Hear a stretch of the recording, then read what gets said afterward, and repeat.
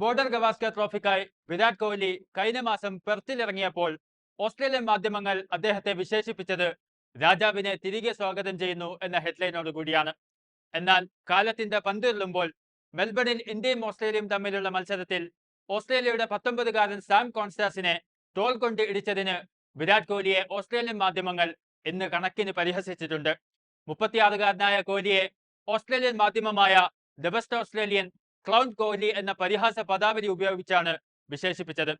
ICC പെരുമാറ്റച്ചട്ടത്തിന്റെ article 2.12 പ്രകാരം വ്യാഴാഴ്ച ICC പെരുമാറ്റച്ചട്ടം ലംഘിച്ചതിന് കോഹ്ലിക്ക് മാച്ച് ഫീയുടെ 20% പിഴയും വിധിച്ചിരിക്കുന്നു.